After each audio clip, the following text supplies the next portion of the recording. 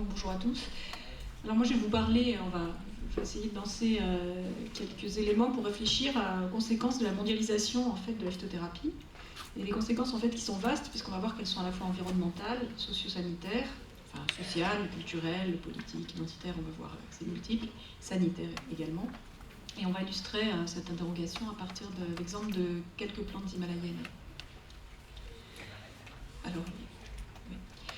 Donc les conséquences, on va voir, conséquences environnementales d'abord sur la gestion et la conservation de ressources. Donc on va voir pour les plantes himalayennes, ce sont des ressources qui poussent dans des biotopes très particuliers et qui posent un certain nombre de problématiques spécifiques, mais qui finalement servent un petit peu d'amplificateur à des problématiques qu'on va retrouver pour d'autres plantes. Conséquences sociales, parce qu'on va voir en particulier, on va suivre une ressource très particulièrement, parce qu'elle est très emblématique. Conséquences sociales, puisqu'on arrive à avoir, quand ces ressources prennent de l'importance au niveau de l'économie locale, une transformation des cultures locales. Et on dira un petit mot aussi de la manière dont les médecines traditionnelles se transforment au contact de la médecine conventionnelle. Et puis conséquences sanitaires, je dirais un petit mot de la qualité des produits, qui est quand même quelque chose d'assez inconnu le plus souvent.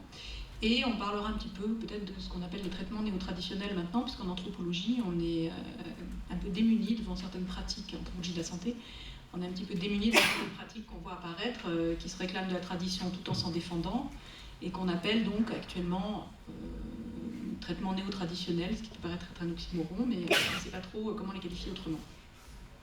Donc on va parler de pas trois plantes, parce que le Cordyceps sinensis c'est un champignon, et qui donc a un autre règne, et qui s'appelle d'ailleurs maintenant Ophiocordyceps sinensis, mon PowerPoint n'est plus à jour, Rhodiola crenulata, et puis les Sociorhynchus. Voilà un petit peu et je vais développer plus particulièrement le Cordyceps sinensis parce qu'il est totalement, vous allez voir, il est totalement emblématique, il illustre toutes les problématiques avec beaucoup de force. Pour les étudier, moi j'ai utilisé l'approche de la biographie du médicament, c'est un courant de l'anthropologie du médicament et l'anthropologie de la santé qui consiste à décrire vraiment tout le trajet d'un produit depuis sa biologie jusqu'à évidemment sa cueillette, son économie, ses représentations, son marché, sa législation, etc. Tout ce qui peut le caractériser. Et comme là en plus on travaille sur des produits qui vont circuler dans le monde entier, c'est très dense. Donc moi je vais vous donner des éléments biographiques parce qu'on ne peut pas faire une biographie complète sur de tels produits. Et l'approche se veut évidemment transdisciplinaire puisqu'on va aborder des questions écologiques, biologiques, économiques, sociales, sanitaires, etc. Alors, je pense que c'est important de contextualiser un petit peu les choses dans quand même cette notion de marché. On parle de globalisation d'un marché de plantes médicinales. Donc, quelques éléments pour voir un petit peu où on se situe. On est dans un marché mondialisé qui est en forte expansion. Alors, j'ai des chiffres qui sont déjà assez anciens, mais il est très difficile d'avoir des chiffres, ça tu nous en diras un mot. Je pense pas que j'en ai plus. Voilà, alors c'est impossible parce qu'en fait, il y a un marché gris énorme et on ne peut avoir que des approximations. Mais il y a quelque chose sur lequel tout le monde est d'accord, c'est que malgré la crise, le marché continue, il est toujours en expansion à l'heure actuelle et a priori en grande expansion. Alors, on a des estimations comme ça diverses, le marché des compléments alimentaires. Je parle bien de compléments alimentaires et pas de médicaments, parce que finalement, il y a très peu de produits qui ont un statut de médicament dans cette histoire. Donc des compléments alimentaires, taux de croissance de 25%, bon ça c'était en 2002, peut-être c'est un peu ralenti, mais ça reste quand même élevé. Tiré par les pays développés, mais pas seulement, avec des exportateurs principaux, ce qui nous intéresse nous particulièrement, la Chine, 30%, Hong Kong, dont on va voir que c'est une plaque tournante pour les produits que je vais évoquer, Singapour aussi d'ailleurs, et puis bon, Brésil, Égypte, pays de l'Est pour l'Europe, etc. Ce qui est très intéressant, c'est que les circuits sont des circuits à niveaux multiples. On a 6, 7 niveaux, peut-être plus dans certains cas, avec de multiples grossistes, ce qui pose la question de la traçabilité, qui est quasi nulle pour beaucoup de produits, et puis de la qualité qui va être extrêmement inégale, et on va voir en plus que on va avoir une multiplicité de produits au final sur le marché à partir d'une même ressource. Les récolteurs sont dépendants des intermédiaires, et on va le voir tout particulièrement pour le cordyceps, c'est parfois la seule source de revenus pour les personnes qui ramassent, ou bien une source très importante en tout cas. Et comme ils n'ont pas accès au marché final, ils ne connaissent pas la valeur finale des produits, et dont on va voir qu'elle n'a aucune mesure avec la valeur initiale à laquelle on leur achète, et bien tout ça va favoriser un commerce en vrac à prix bas, et généralement le maillon le moins bien rémunéré, c'est celui des récolteurs, des cueilleurs. Et on va voir comment ces changements d'échelle d'exploitation et cette structuration du marché va encourager à des modifications des pratiques de cueillette et les conséquences que ça peut avoir sur la ressource. Le marché final, il est en plus protégé des raréfactions locales ou régionales, parce que quand vous avez épuisé la ressource à un endroit, vous allez ramasser à un autre. De telle sorte qu'avant qu'on se rende compte qu'il n'y en a plus, il se passe quand même beaucoup de temps, et ça retarde les actions de conservation et prise de conscience. Alors on pourrait se dire, bon, finalement, il n'y a qu'à tout mettre en culture et ce sera simple, mais en pratique, là vous allez voir qu'avec les plantes, les éléments dont je vous parle, la culture est souvent soit impossible, soit extrêmement difficile techniquement. On a des plantes qui poussent dans des biotopes un peu extrêmes, et on sait éventuellement en faire pousser quelques-uns, mais de là à avoir une culture rentable, c'est une autre histoire. Et comme en plus on est sur des marchés qui sont fluctuants avec des effets de mode, eh bien on se retrouve avec finalement des mises en culture qui ne sont pas intéressantes, parce que le temps que vous maîtrisiez la technologie et que vous ayez tout mis en place, eh bien la plante n'est plus à la mode, il faut en cultiver une autre. Bon, tout ça va créer une demande finalement privilégiée sur le sauvage, d'autant plus qu'il y a une espèce de querelle très ancienne au niveau des acteurs entre, il faut passer le suivant, voilà, entre les partisans de la ressource sauvage et les partisans de la ressource cultivée. On va le voir encore pour le cordyceps, avec tout un discours sur la puissance du sauvage, d'un côté, et pour les partisans du cultivé, un discours sur la standardisation, sur la prévisibilité des produits. Et donc chacun va défendre sa chapelle en disant que son produit est meilleur que les autres, et souvent derrière cette querelle un peu théorique, il y a quand même des enjeux économiques. Alors là j'ai un chiffre, je ne sais pas si ça aussi c'est un chiffre franchement fiable, mais en tout cas c'est très... Le fait est qu'on a une toute petite proportion d'espèces médicinales mondiales qui sont cultivées. La plupart de la ressource, la grande majorité de la ressource est d'origine sauvage. Et ce matériel sauvage, il est parfois vendu avec des allégations de provenance en culture, avec des faux certificats CITES, ça a été largement décrit, et puis très souvent ça n'est pas documenté. Peut-être préciser ce que c'est qu'un certificat CITES. Il y a des plantes qui sont protégées et qui théoriquement ne doivent plus être vendues avec une origine sauvage, avec des certificats de culture, et ces certificats sont falsifiés. Voilà, tout simplement. Mais le plus souvent, en fait, ça n'est pas spécifié. Vous achetez un produit, il n'est pas marqué dessus s'il est sauvage ou cultivé. Alors, on va parler un petit peu du contexte dans lequel on va trouver nos exemples. C'est le contexte asiatique. Alors, on a quelques chiffres. On sait par différentes études, par exemple qu'au Yunnan, la quantité de plantes prélevées a été multipliée par 10 dans les 10 dernières années, ce qui est tout à fait phénoménal. On a des estimations, alors ce sont des estimations, bien sûr, c'est très hypothétique, parce qu'on a peu de moyens scientifiques de le vérifier, mais on a certaines estimations qui nous disent que les réserves naturelles de plantes médicinales pourraient s'épuiser à 80% dans les 10 à 20 ans pour les plantes chinoises, et que pour certaines, en particulier ces plantes d'altitude dont je vais vous parler, c'est plutôt des ordres de durée de 3 à 4 ans. Et d'ailleurs, je vais vous montrer certaines plantes qui ont totalement disparu sur le terrain sur lequel nous avions travaillé. Alors en Inde, le constat est à peu près le même. On a par exemple une étude qui montre que dans la vallée de Gauri, en Himalaya, la période de récolte s'est allongée, elle est passée de 2 à 5 mois. On va voir effectivement que c'est vrai pour certaines ressources. Et on sait qu'actuellement, il y a quand même de grosses menaces qui pèsent sur les pharmacopées chinoises et ayurvédiques, puisque effectivement, et ça tous les praticiens le disent sur le terrain, tous les ans ils sont obligés d'aller chercher les plantes ailleurs, ils ne les trouvent plus, ou bien ils sont obligés d'en remplacer une par une autre. Ça c'est quelque chose qui est très bien décrit sur le terrain au niveau des récolteurs.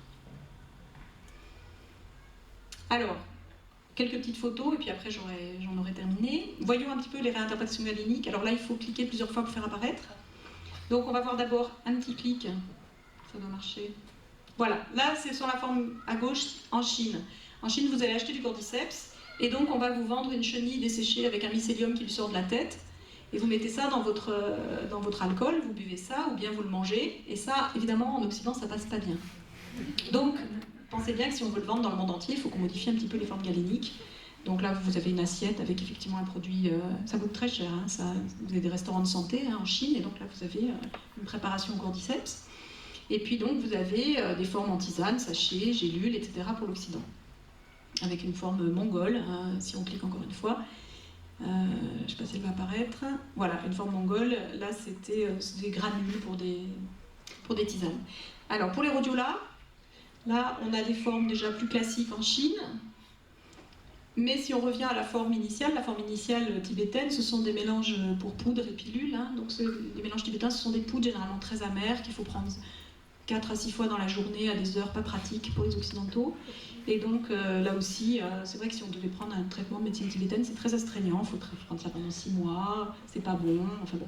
Donc généralement les occidentaux craquent très rapidement et préfèrent la forme gélule et granulée d'hiver. Donc c'est pour vous dire qu'il faut réadapter. Et la saussure, elle a quelque chose d'un peu particulier, on peut l'acheter en vrac comme souvenir, c'est un grand classique. Pour touristes, c'est dommage, mais... Et puis on peut la trouver sous forme aussi d'encens spirituel. On trouve ça beaucoup dans les boutiques tibétaines. Et alors là, j'ai une forme qui m'intrigue énormément. Elle serait en huile essentielle, mais quand on voit la tête des flacons, on se demande vraiment ce que c'est. Les flacons sont de toutes les couleurs, les produits sont verts, bleus. Alors j'ai pas encore su ce que c'était, je pense pas qu'on puisse distiller de la saussure, mais voilà. J'ai trouvé ça sur internet, l'huile essentielle de saussure. Alors, un petit mot quand même justement sur internet. Donc Cordyceps sale, là je l'ai retapé hier pour voir. Alors hier j'ai eu 504 000 entrées, mais il y a 6 mois j'avais eu 900 000 entrées, j'ai pas bien compris. Bon, pour vous dire que c'est quand même assez fluctuant. Et puis je vous ai mis les résultats d'une étude, on a peu d'études finalement hein, sur ce qui se passe sur internet pour ces sites, mais là on a une étude déjà un peu ancienne sur l'éphédra, qui est une plante aussi volontiers des pharmacopées asiatiques, une plante potentiellement très toxique. Hein. Et cette plante, vous voyez que quand on analyse les sites, on ne vous donne pas les indications sur tout ce qui est effet nocif contre-indication, on ne vous indique pas le dosage recommandé, et puis il y a des informations fausses. Je précise que le cordyceps, on a très peu de données sur la toxicité. Et sur 1000 publications, vous avez peut-être 2 sur la toxicité. En fait, il y a très peu de recherches qui sont faites sur la toxicité de ces produits. S'il y en a une. Et je vais terminer là en reprenant chaque produit. Et on va faire, on est parti du local, on est allé voir un peu le global, on va revenir sur le local et voir un petit peu finalement ce qui se passe pour la plante au final. Alors la Rhodiola crenulata, je précise que son succès a démarré à partir d'une publication dans laquelle un parallèle était fait avec Rhodiola rosea.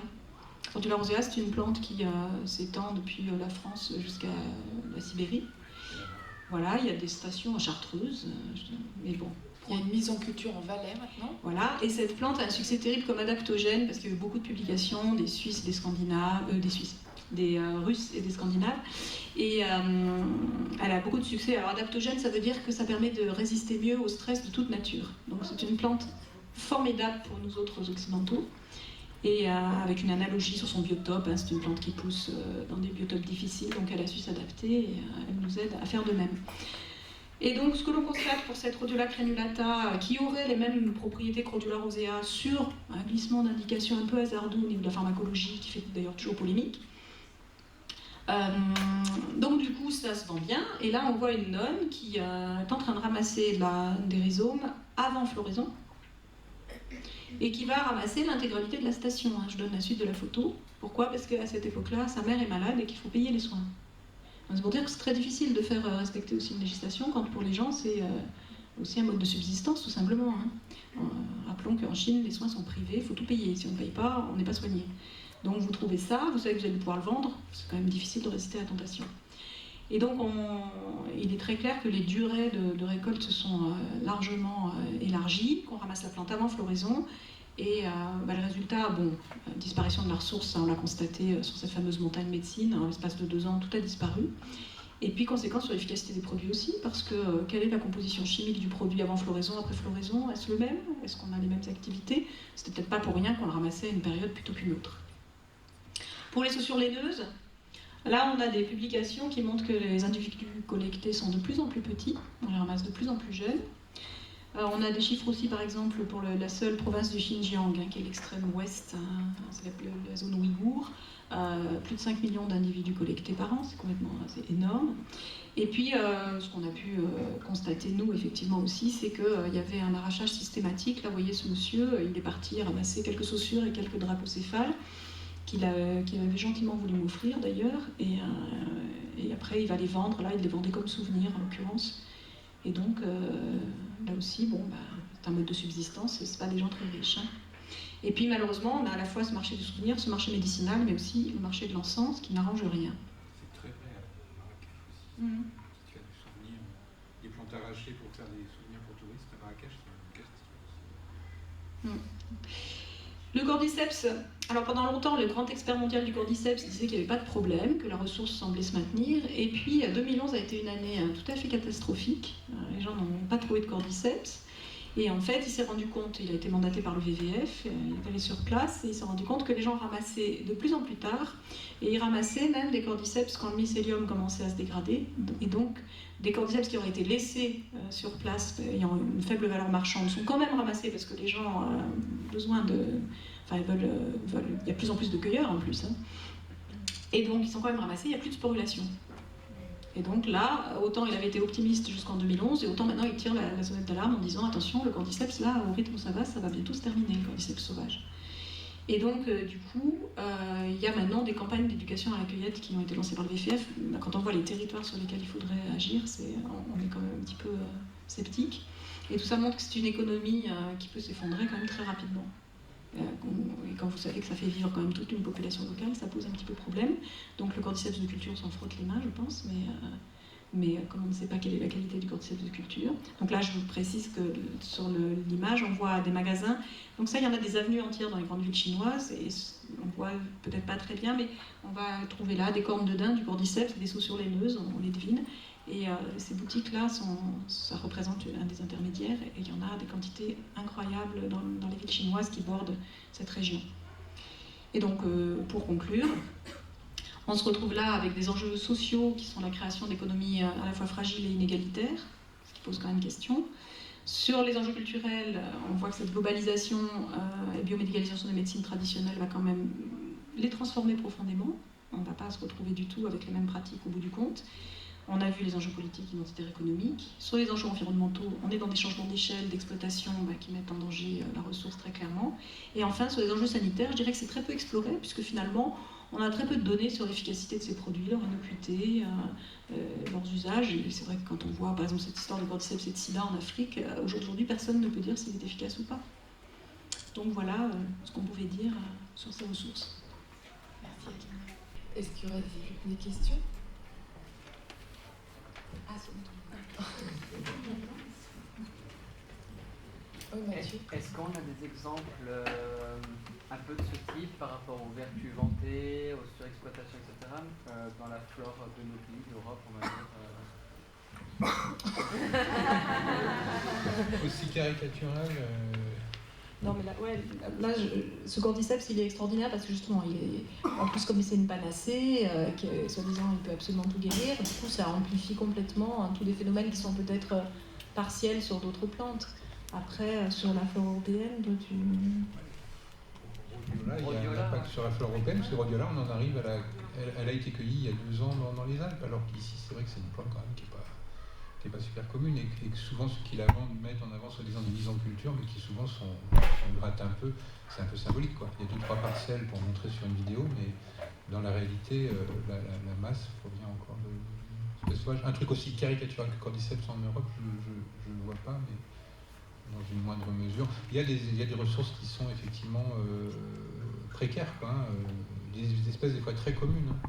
Parce que c'est pareil, des fois, il faut distinguer la présence d'une plante, je pense à l'arnica, qui reste une plante commune en Europe, on va en trouver un peu partout, dans plein de régions, mais des choses qui soient vraiment cueillables, où il peut y avoir une certaine rentabilité, où ça peut donc y avoir une continuité économique des gens qui vivent de ces plantes-là, ça réduit beaucoup. Aujourd'hui, Arnica montana, en Europe de l'Ouest, c'est principalement une station dans les Vosges, dans le Markstein, où tous les producteurs se retrouvent au même endroit, et ils se resserrent un peu comme sur une peau de chagrin là, qui rétrécit.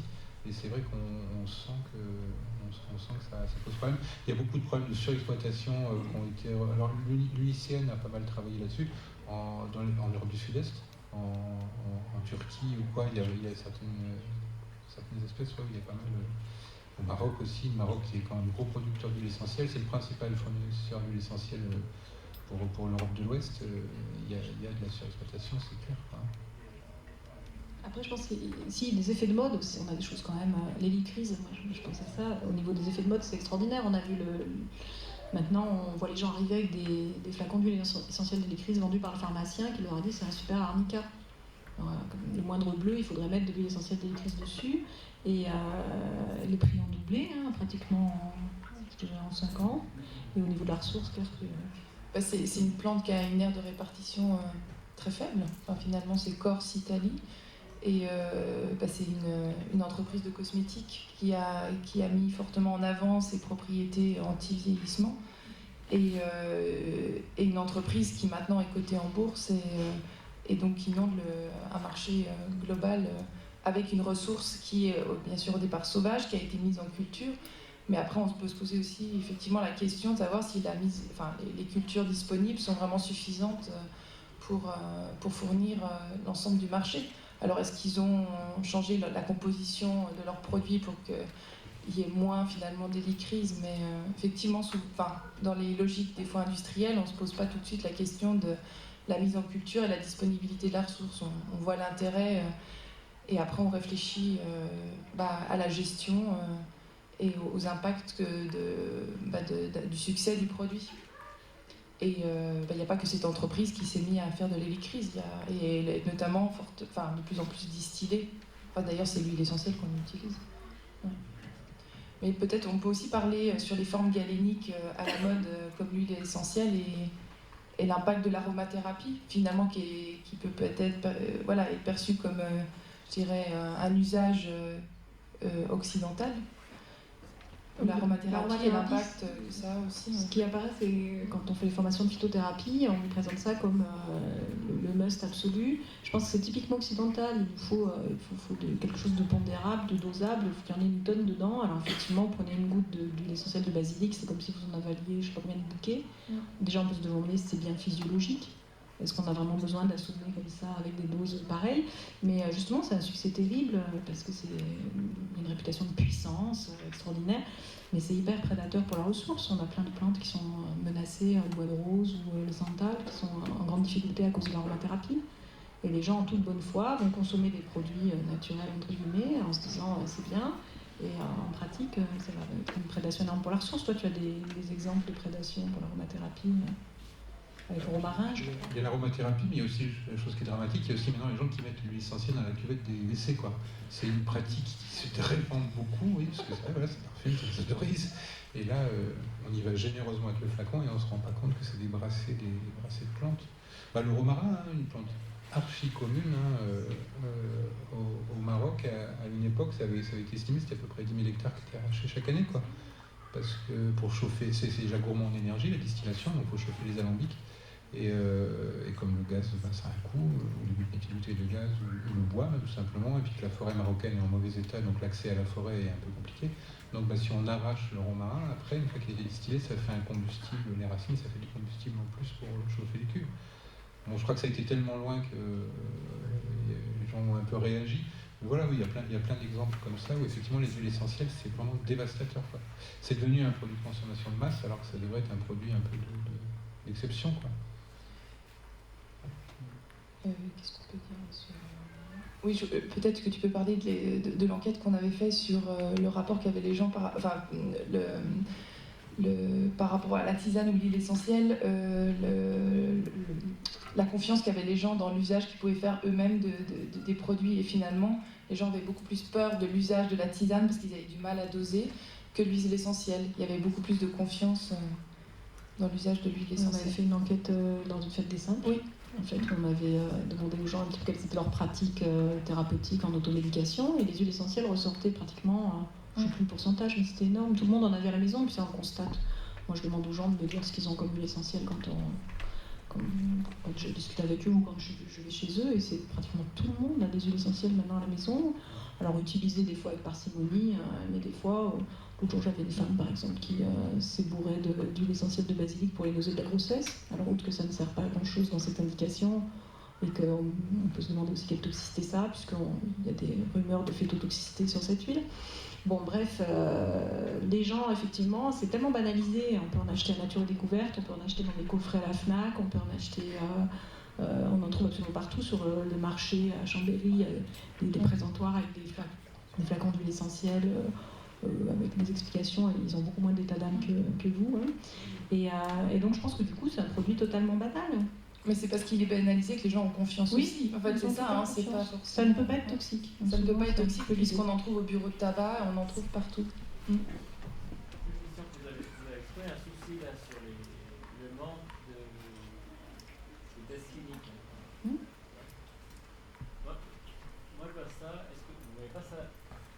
vois plutôt du point de vue de Thierry comme une arme encore de monopolisation des plantes médicinales par l'industrie pharmaceutique. Je pense notamment parce que ces tests sont coûteux et la plupart sont réalisés par les entreprises pharmaceutiques elles-mêmes. Non, mais elles ne sont pas faites, les entreprises pharmaceutiques, elles ne s'embêtent pas avec ces produits. Hein. Ils sont pareils. C'est pas eux qui les vendent. Oui, d'accord, mais dans le monde des médicaments, ce sont les entreprises pharmaceutiques qui réalisent ces tests. Or, j'ai des conférences, je peux vous donner des références, c'est dans les conférences TED en fait. Ce que je ne savais pas du tout. Alors, ce sont les entreprises pharmaceutiques qui réalisent les tests cliniques, mais il n'y a aucune réglementation sur la publication. Donc là, il donne l'exemple, par exemple, très concret d'un médicament de 7 tests cliniques qui étaient réalisés, n'ont été publiés que les 2 tests positifs, qui étaient favorables à l'entreprise, les réalisés, les 5 autres sont gardés secrets. Ils n'ont aucune obligation de dévoiler même la réalisation de ces tests. C'est que le médecin qui donnait la conférence disait bon, il s'est trahi. Il a cité un autre exemple, je ne me souviens plus du nom du médicament, mais aux États-Unis, où l'entreprise pharmaceutique, 20 ans après, a même publié une excuse publique en disant on aurait dû, c'est vrai que si on avait publié ces tests négatifs, ça aurait pu avoir un impact. Non, mais ça, mais ça, donc ma question c'est, enfin moi je vois, c'est encore faut-il bien régler, enfin les tests cliniques n'ont aucune garantie pour le consommateur.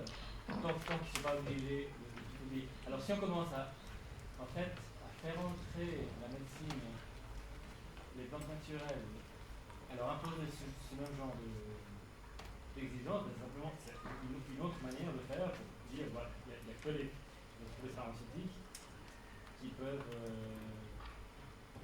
répondre aux exigences, donc tout sera entre leurs mains. Vous voyez ma logique ? Oui, mais vous posez 2 problèmes en fait qui sont différents. Le premier, c'est les tests cliniques tels qu'ils sont réalisés actuellement, est-ce que c'est fiable ? Normalement, on devrait exercer une médecine par les preuves qui se base sur ces données cliniques. Et pour les fondateurs de la médecine par les preuves, pour que ces preuves soient valables, il aurait fallu qu'elles soient produites sans conflit d'intérêts, ce qui n'est pas le cas actuellement. Alors, si le médicament, dans son ensemble, plante ou pas, était un bien commun, et si c'était de la recherche publique et peut-être qui menait les études, on n'aurait peut-être pas ces problèmes, que ce soit des plantes ou autre chose. Donc là, c'est la problématique qu'on a avec les études cliniques actuellement, c'est effectivement que c'est aux mains les gens qui les font sont jugés partis. Mais c'est la même chose pour les plantes. Le cordyceps, il y a peut-être des études d'toxicité dont on n'a pas connaissance. Ils ne sont pas obligés non plus de les publier. Donc après, ça, je dirais que si on pose cette question, on va aller plus loin et on va se dire quel devrait être idéalement le statut d'un produit thérapeutique. Est-ce que le médicament est un bien commercial comme les autres ? Ça, c'est la première question. Après, la deuxième question, c'est peut-on évaluer la médecine traditionnelle avec les mêmes outils que la médecine conventionnelle ? Et là, je vous ai dit, c'est pas gagné non plus. Et actuellement, c'est pas gagné puisqu'on a des produits qui ne sont pas standardisés.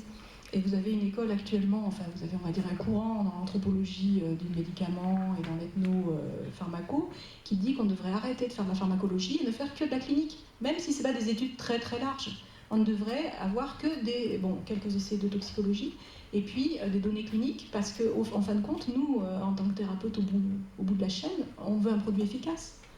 Donc il faut peut-être repenser aussi toute la manière de concevoir la validation de l'efficacité des produits. En sachant qu'il y a il y a des médecines qui sont très difficiles à évaluer avec des essais cliniques. Si vous faites de la médecine de terrain et que pour la même maladie, vous donnez 2 médicaments différents à 2 personnes différentes, vous n'aurez que des études cas témoins, vous n'aurez pas des études statistiques. Mais pourquoi ne pas, effectivement, quand même, collecter toutes ces données cliniques ? Quand on commence à réfléchir là-dessus, ça porte assez loin.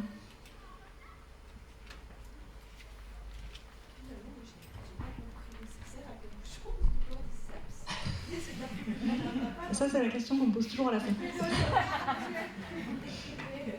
a pas 3 plantes qui sont identiques suivant la région, etc. On ne sait pas ce qu'on ramasse. Est-ce qu'il y a quelqu'un qui peut savoir qu'il va soigner quelqu'un de quelque chose de précis avec un produit précis ? C'est possible ? alors je vais répondre pour Cordyceps, mais toi tu as des choses à dire. Là, moi je vous ai décrit un marché foisonnant, un petit peu quand même bordélique pour dire les choses, et effectivement là-dedans on ne sait pas comment se repérer. Mais les phytothérapeutes, il y a un phytothérapeute français qui dit que la difficulté en phytothérapie, c'est qu'on doit faire un double diagnostic. On doit faire un diagnostic médical, et après on doit identifier le produit qui va être de bonne qualité et efficace dans sa médication. Et c'est une jungle, c'est ça la réalité. On est dans une jungle, et pas seulement pour le Cordyceps.